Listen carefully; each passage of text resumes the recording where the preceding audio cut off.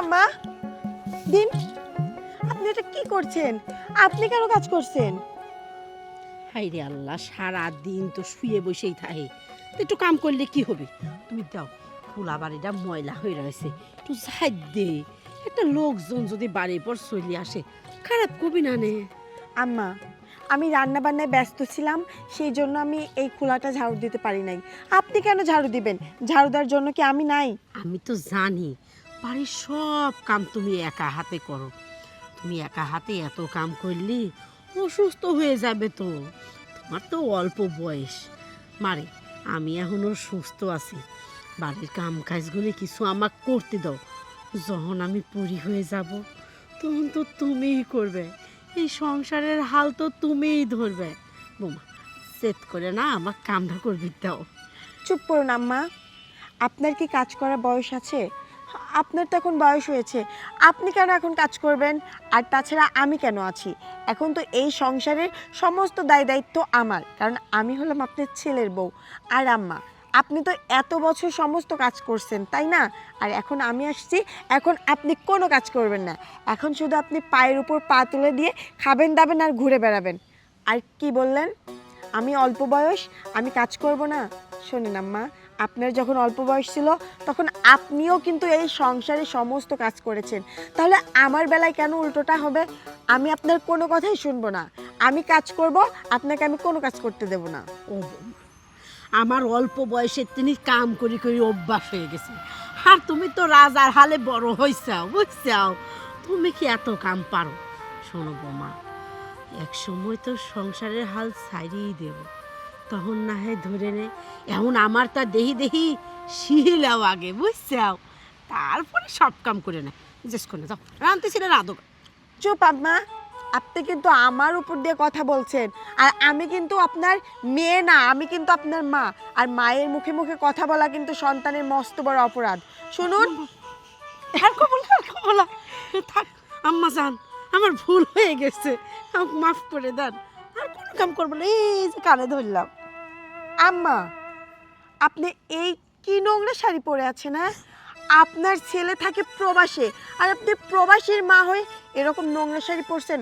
আমাকে দেখেন, আমি আপনার মা হয়ে যদি অনেক সুন্দর সুন্দর শাড়ি পরতে পারি, আর আপনি আমার মেয়ে হয়ে এই নোংরা শাড়ি পরবেন? আপনি আমাকে কথা দেন, আজকের পর থেকে আপনি আর কখনো এরকম নোংরা শাড়ি পরে থাকবেন না। আমার মা যে জুয়েন মা, সেই জন্যই তো সুন্দর সুন্দর শাড়ি পরতেছে। আর আমি হইলাম বুড়ে মা।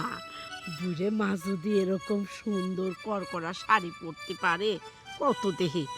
ও বৌমা, করকরা শাড়ি পরলে গায়ের মধ্যে হুলহুল করে, বুঝছো? আর আজকাল অ্যালার্জি ভরা আমার শরীরে, করকরা শাড়ি ভাল লাগে না। এই জন্য আমি নরম শাড়ি পরছি। আর আমার জুইন মাই নতুন নতুন শাড়ি পরুক, আমি তাহা তাহা মাগ দেখবো না। না আম্মা, এটা হয় না। এই সংসারে যদি ভালো থাকতে হয় দুজন একসাথেই ভালো থাকবো, আর যদি মন্দ থাকতে হয় একসাথেই মন্দ থাকবো। শুনুন, আমি ভালো শাড়ি পরে থাকবো আর আপনি এই নোংরা শাড়ি পরবেন, এই কথাটা যদি আপনার ছেলের কানে যায়, আপনার ছেলে আমাকে ভুল বুঝবে। না না, আমি তো তা হতেই দেবো না। আপনি এক্ষুনি যাবেন, গিয়ে নতুন শাড়ি পরবেন। আর এই সংসারের এত বেশি কাজ নাই যে আপনাকেও কাজ করতে হবে। যে কাজ আছে আমি এক তরিতে করে ফেলবো, আপনি একদম চিন্তা করবেন না আম্মা। যান, গিয়ে এই শাড়িটা খুলে নতুন একটা শাড়ি পরুন, আমি এইটুকু ঝাড়ু দিয়ে তারপরে আসছি। আচ্ছা ঠিক আছে। না না আম্মা, আমি এখন ঝাড়ু দিব না, এখন তো দুপুর হয়ে যাচ্ছে, আর এটা তো আপনার ঘুমের সময়, তাই না? এখন আমার কোনো কাজ নেই, এখন আমার একটাই কাজ, আপনাকে সুন্দর করে শোয়াই দিয়ে রুমের ফ্যানটা ছেড়ে দিয়ে আপনার পা দুইটা আমি টিপে দেবো, আর আপনি ঘুমাবেন। চলেন, আরে আসুন না। কি সেট করে দেখ তো দেখি। তুমি আমার ময়নাটিয়া, তুমি আমার শালিক, তোমার হাজবেন্ড প্রবাসে, আমি তোমার মালিক। বাবা, আজকাল দেখছি তুমি কবি হয়েও যাচ্ছ। ওই যে কথায় আছে না, প্রেমের স্পর্শে নাকি সবাই কবি হয়ে ওঠে। আচ্ছা, এই ব্যাপার না? সে কখন থেকে শুধু গল্পই করে যাচ্ছ, গল্পই করে যাচ্ছ, আর কোনো কাজকাম করার তোমার চিন্তাধারায় মাথায় নাই। বৌমা, সি সি সি সি সি সি, এইসব কি? আমার সাবল প্রবাসে থাকে আর তুমি এদিক ঘরের ভিতরে ফষ্টি নষ্টি করতে চাও, অন্য পরপুরুষ নিয়ে এসে প্রক্রিয়ায় লিপ্ত রয়েছাও। ও মা, এই কাজটা কিন্তু তুমি মোটেও ঠিক করো নি। ছি! আম্মা আসলে আমার ভুল হয়ে গেছে, আপনি আমাকে ক্ষমা করে দেন। না না, এটা তো ক্ষমা করার মতো কোনো কাজ না যে আমি চাইলেই তোমাকে ক্ষমা করে দেব। তুমি কি ভাবিসাও আমার সাওয়ালের টাকা ধ্বংস করবে, অন্য সাওয়াল নিয়ে তুমি ঘরের ভিতর ফষ্টি নষ্টি করবে আর আমি তোমাকে ক্ষমা করে দেব? কোনো সময়ও না। এই জিনিসটা যদি আমি তোমার প্রশ্রয় দেই, তুমি আরো বেশি বেশি করে করবে। না, আমার প্রশ্রয় দেওয়া তো চলবে না। আমি আমার জীবনের কাছে সব কই দেব। না না যাতে আম্মা, আমার জীবন তোমার কোনো ব্যবস্থা নিতে পারে। আম্মা আম্মা হ্যাঁ, আপনার দোহাই লাগে আম্মা, হ্যাঁ আপনি এই কাজটা করবেন না। আপনি যদি জীবনকে সব কিছু বলে দেন, জীবন আমাকে বাড়ি থেকে বের করে দেবে আম্মা। হ্যাঁ আপনি জীবনকে বললেন না। জীবন বাড়ির থেকে বাইর করে দিবি, এখন সেই ভয় পাচ্ছ। আর এই নোংরামি করার আগে ভয় করেনি যে নোংরামিটা করব না, আমার জীবন আমার শাশুড়ি জানতে পারলে সমস্যা হবে না, তা তো ভয় করেনি। আর যার লজ্জা নেই তার ভয়ও নেই। এক মুহূর্ত আমি দেরি করব না, এক্ষুনি আমি জীবনের কাছে করে দেবো। আম্মা আম্মা, এতক্ষণ আমি আপনাকে ভালো করে বলছিলাম, কিন্তু আপনি আমার কোনো কথাই শুনছিলেন না। আপনার ব্যবস্থা তো আমিই নিব। আপনার ছেলেকে বলবেন না, আপনার ছেলেকে বলার আগেই আপনার জবান আমি একদম বন্ধ করে দেব। বোমা, কি করো এগুলা? তুমি কথা বলো না। ওকে যদি বাঁচিয়ে রাখি তাহলে আমাদের আম ছাড়া সব যাবে, জীবনকেও সব বলে দেবে।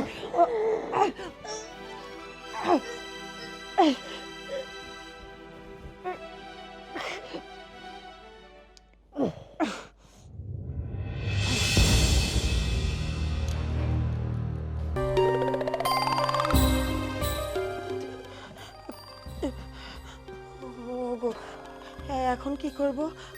এই বইটা তো একদম মরে গেছে। এখন এর লাশটা কি করব? এই লাশ যদি কেউ টের পায় তাহলে তোমার ফাঁসি হয়ে যাবে। একবার ভাবছো? এখন কি করব তুমি কিছু বলো না। একটা কাজ করা যেতে পারে, আমরা পরীটাকে হাসপাতালে গোপনে রেখে আসব। তাহলে তো কেউ জানতেও পারবে না যে পরীটা হাসপাতালে কিভাবে গেল।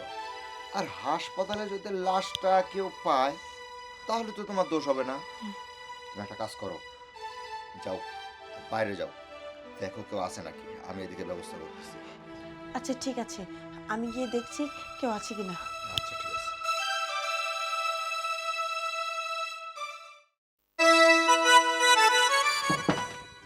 আম্মা, আম্মা, আখি, আম্মা। কে? জীবন, কেমন আছো তুমি?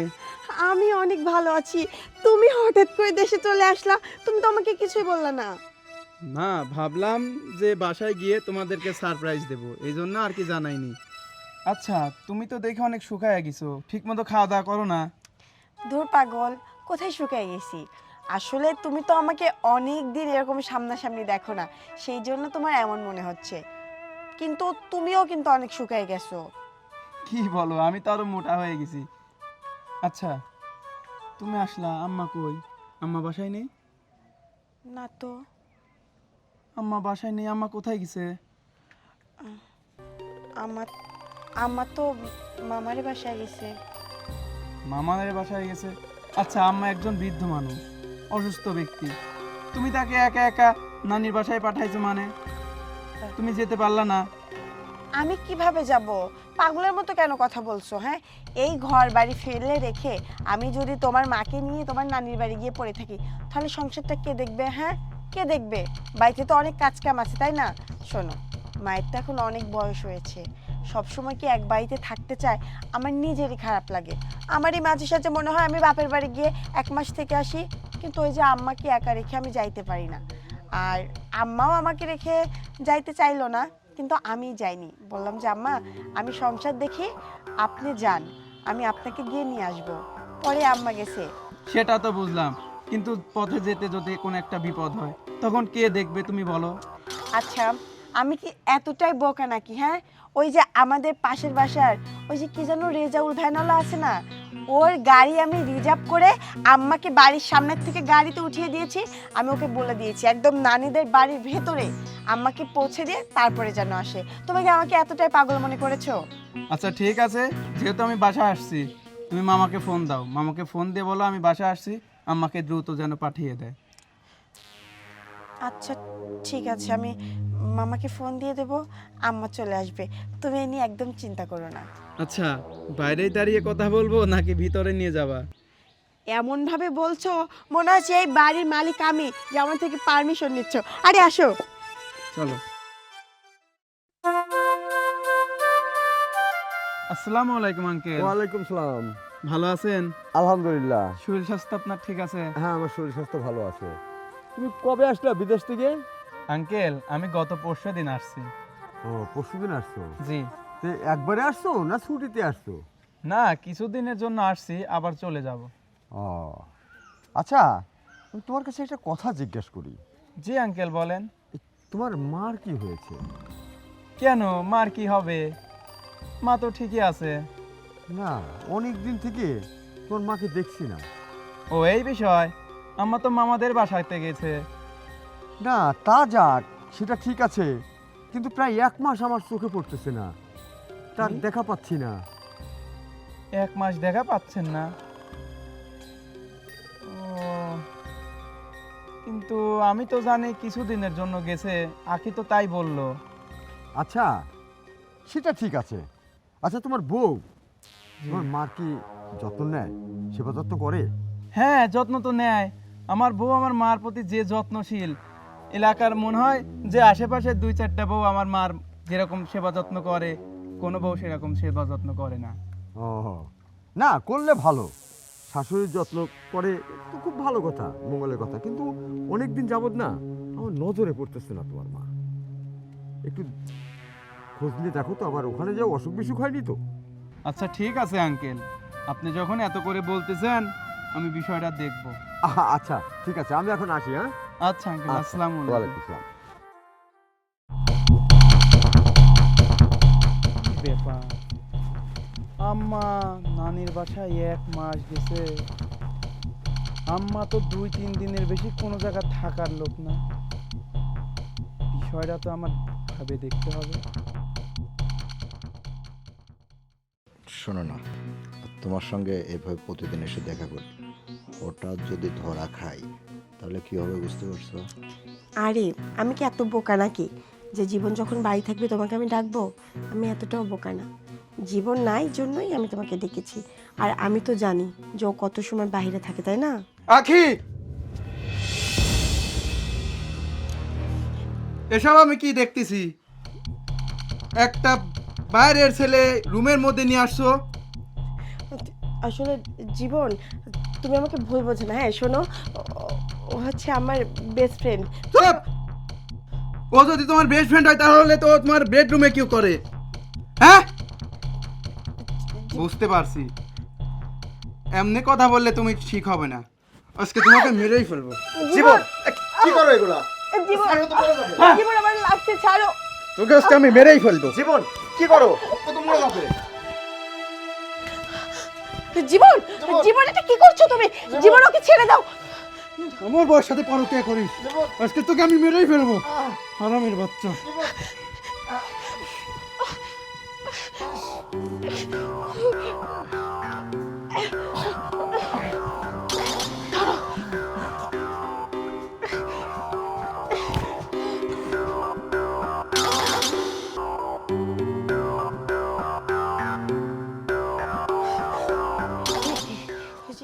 ও তো মারা গেছে। মারা গেছে মানে? এখন এখন কি করব? ওর ওর লাশ যদি কেউ দেখে ফেলায়, আর আর আমরা তো ভেসে যাব। এখন কি করব? মাথায় তো কিছু কাজ করছে না, কি করব?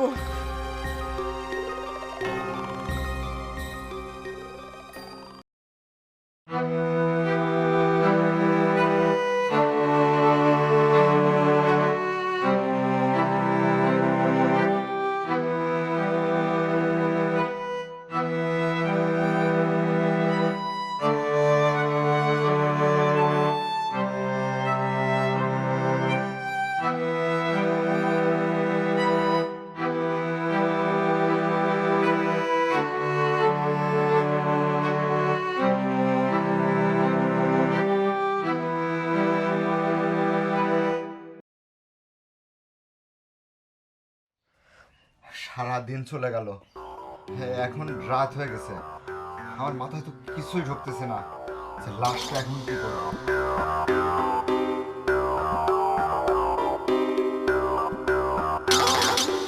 শোনো, আমার মাথায় একটা বুদ্ধি এসেছে। কি বুদ্ধি? আমি বলছি কি, ওকে কবর দিয়ে দিই। হ্যাঁ এখন রাত হয়ে গেছে, এটাই সুযোগ, ওকে কবর দেওয়াই ভালো হবে, তাহলে একটা কাঠ পক্ষেও জানবে না। চলো আর দেরি না করি, ওকে আমরা কবরে দিয়ে দিই। চলো। ধরো।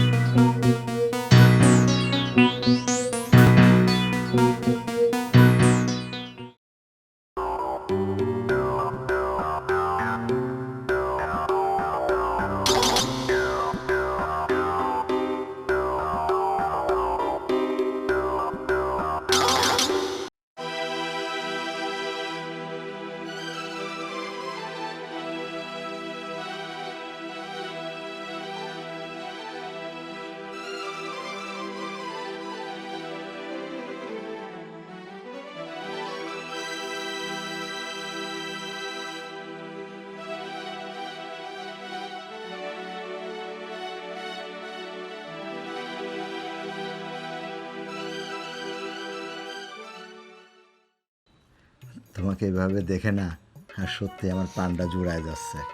আমার কত দিনের শখ ছিল যে তোমাকে আমি আমার বউ হিসাবে দেখতে পাবো। আমারও আজকে অনেক ভালো লাগছে। জানো, আজ আমাদের দুজনকে বাধা দেওয়ার মতো কেউ নেই। জীবনকেও সরিয়ে দিয়েছি, জীবনের মাকেও আমাদের পথ থেকে সরিয়ে দিয়েছি। শুধু আজ কেন, আমরা সারাটা জীবন একসাথে থাকবো, আমাদেরকে কেউ বিরক্ত করবে না। ঠিকই বলেছ, সত্যি আগে তো তোমার কাছে আসতেই পারতাম না, কেমন যেন মনের কাছে বাধা বাধা লাগতো। আর এখন তুমি আর আমি, আমাদের মাঝে আর কেউ নেই, কেউ বাধা দেওয়ার মতো কেউ নেই। আচ্ছা তুমি কি এইভাবে থাকবা? আমার কত শখ ছিল যে তুমি মানে ঘোমটা দিয়ে থাকবা, আমি আস্তে আস্তে তোমার ঘোমটাটা সরায় তোমার মুখটা, চাঁদ মুখটা দেখবো।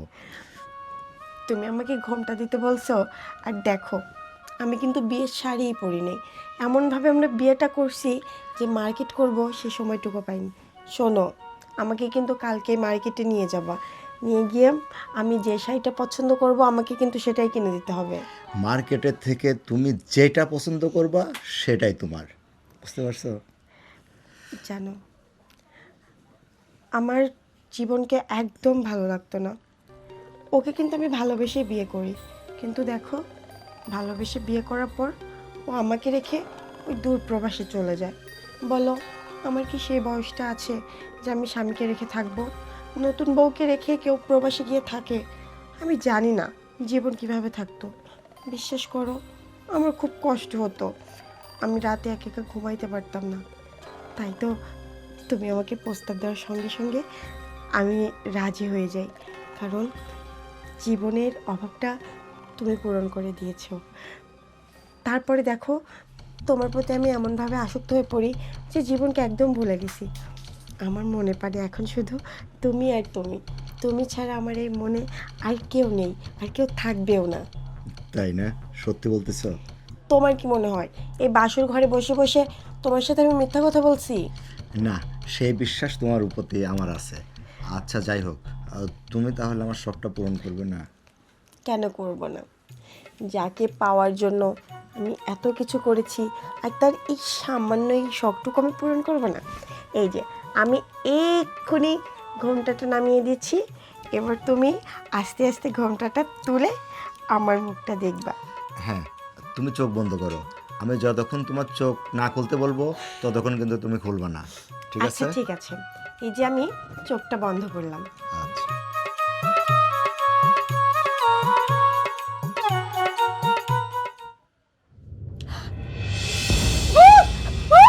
ভূত! রাতুল! ভূত! ভূত! ভূত! রাতুল! রাতুল!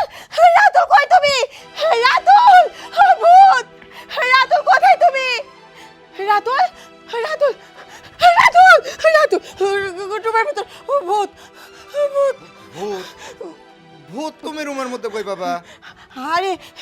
জানো আমি রুমের ভেতর আমি যে ঘুমটা তুলছি এখন দেখি জীবন। জীবন? হ্যাঁ জীবন। ও, জীবনকে তুমি ভূত মনে করছো? ভূত ভূত আবার এসেছে, আমাকে বাঁচাও তুমি। আহা, ভয় পাওয়ার কিচ্ছু নেই, এটা ভূত না, এটা আসলে জীবন। তুই কি মনে করেছিস তুই আমাকে মেরে ফেলে জিন্দা কবর দিয়ে এসছিস আর আমি মারা গেছি? একটা মানুষকে মারা এত সোজা? ও তার মানে তুই মারা যাসনি না, তুই বেঁচে আছিস। ঠিক আছে, তোকে যেহেতু তখন আমরা মারতে পারিনি, তোকে এখন মারবো। কি হলো, তুমি আমার দিকে তাকিয়ে আছো কেন? ওকে এই মুহূর্তে গলা টিপে মেরে ফেলো, যাও।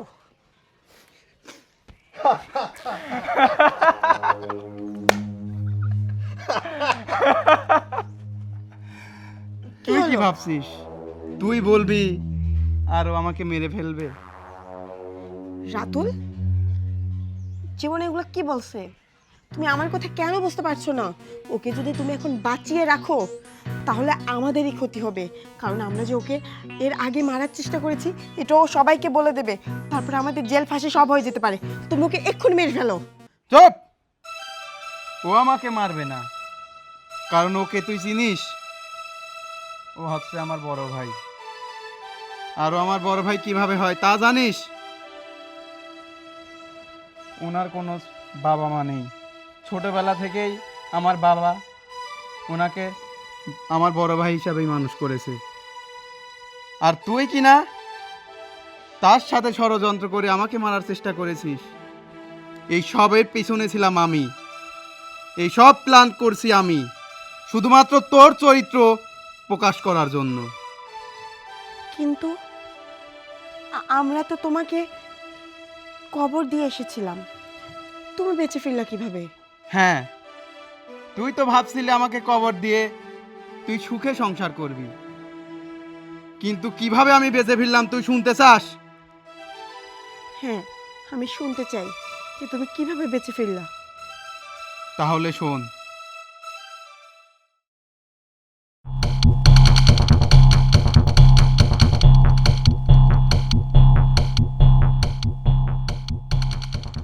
আমার জরুরি একটা ফোন আছে, তুমি কোদালটা নিয়ে বাসার দিকে যাও, আমি আসতেছি। তাড়াতাড়ি এসো। হ্যাঁ, সাবধানে যাও।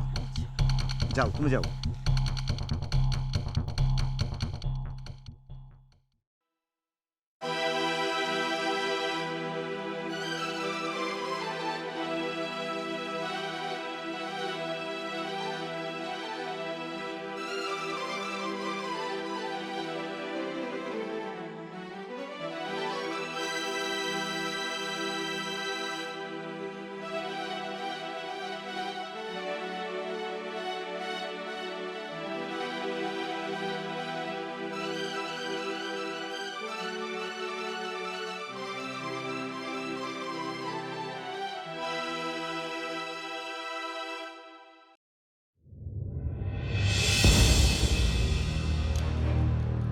রাতুল, তুমি তুমি আমার সঙ্গে এত বড় বেইমানি করতে পারলা? বেঈমান? আরে বেঈমান তুমি কাকে বলছো? আমাকে বেঈমান বলছো? আমি যদি বেঈমানি হতাম তাহলে আমি জীবনকে মেরে দিতাম। আর জীবনের বাবা আমাকে অনেক ছোট থেকে লালন পালন করছে, যার কারণে আমি জীবনের সঙ্গে এত বড় বেঈমানি করতে পারি নাই। শুধু এইটাই না, সারপ্রাইজ তোকে আমি আরেকটা দেব। মানে? আম্মা, আম্মা এইদিকে আসো।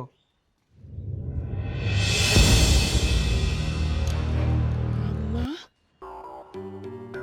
আম্মাকেও তো আমরা মেরে ফেলেছি, তাহলে তাহলে আম্মা কিভাবে বেঁচে উঠলো? রাতুল, তুমি আর আমি দুজনে মিলেই তো আম্মাকে মারলাম। আর তুমি না বললা যে আম্মার লাশ তুমি হাসপাতালে রেখে আসবা, তাহলে আম্মা কিভাবে বেঁচে ফিরলো? হ্যাঁ, আমি তো তোমাকে এভাবে বলছিলাম, আসলে তোমার আসল রূপ যাতে সবার সামনে প্রকাশ হয় তার কারণে আমি এই প্ল্যানটা করছিলাম। আসলে সেদিন তোমার শাশুড়িকে আমি নিজে হাতে বাঁচাই। শুনবা সেই কথা? শোনো তাহলে।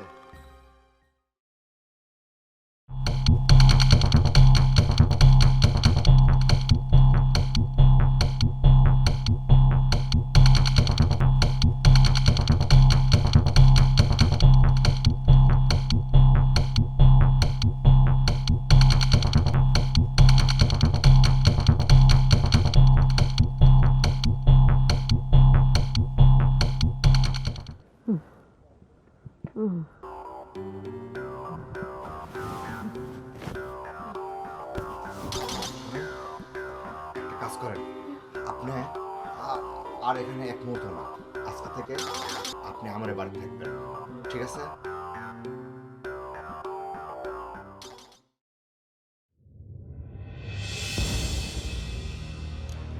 তাহলে বুঝতে পারছো তোমার শাশুড়ি কিভাবে এখন বেঁচে আছে?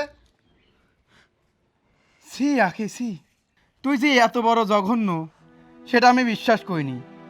প্রথম থেকেই তোর উপর আমার সন্দেহ ছিল, তাই আমি ভাইয়ের সাথে এতগুলো প্ল্যান প্রোগ্রাম করি। তোকে তো আমি ভালোবেসে বিয়ে করেছিলাম, এই বাসায় নিয়ে আসছি, তুই একবারও ভেবে দেখলি না তুই কোথায় ছিলি আর আমি তোকে কোথায় নিয়ে আসছি।